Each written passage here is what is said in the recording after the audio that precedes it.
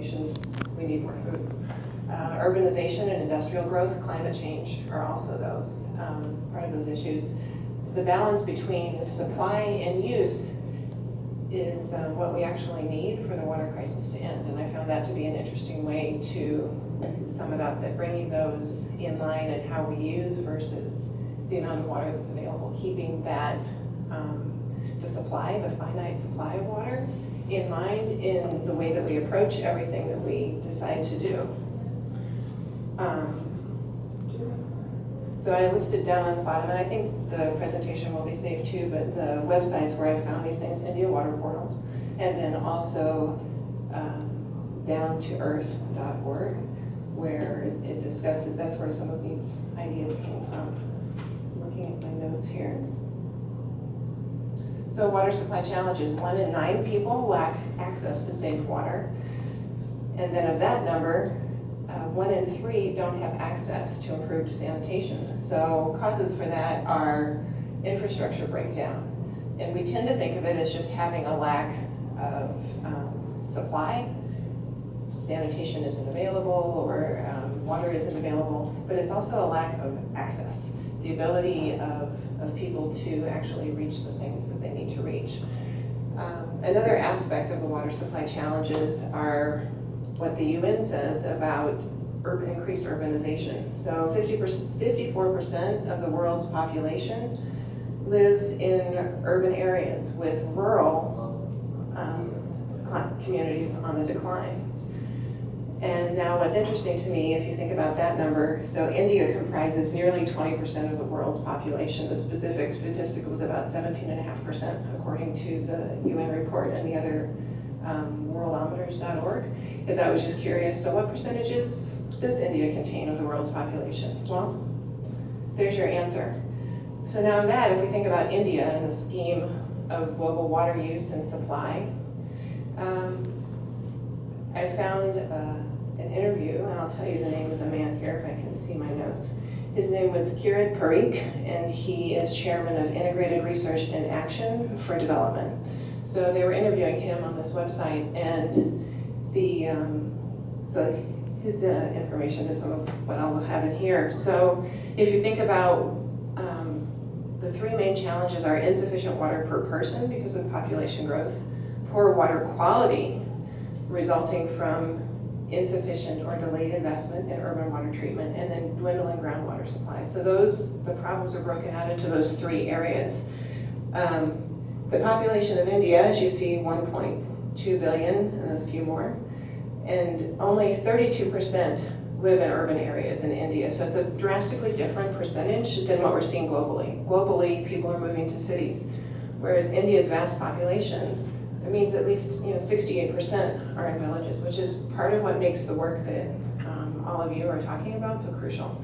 And beginning to address what happens in those areas, if you think of it from starting down here and then rippling out, what happens at the local level affects everybody.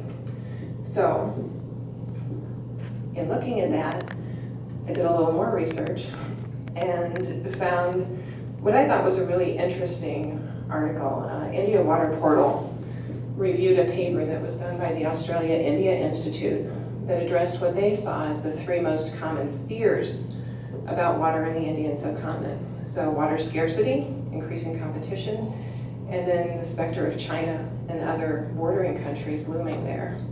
And what I found was so interesting about this paper is their view on it, because when we hear about these big climate issues and what are we going to do, and pending doom, and yet everybody's focused on fear, and it can become very easy to get caught up in fear and not on the solutions and what can we actually do about it. And so that was the opinion of this paper, is so if we're telling people to not be afraid, what do we do then?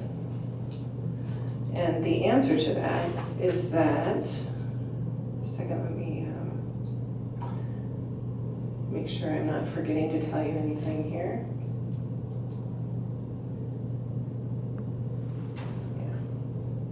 So it says cooperation tends to increase during droughts. So when things are tough, people come together. That leads to sharing of the things that we have. The paper also suggests that we shouldn't use the term water wars, which I know that's starting to come around a little bit in our vernacular, but we need to look at them as water interactions with a goal of finding solutions. So we need to start reframing a little bit how we approach things. So looking for solutions at the village level is key. So how do we reframe problems? The source says, I feel like India has a chance to be a leader. So India could show leadership in managing South Asia's water resources to change the region's approach and transform its response to water scarcity issues. And this is all from the same, from NBR and then also from India Water Portal. So show that the water problem is not only environmental.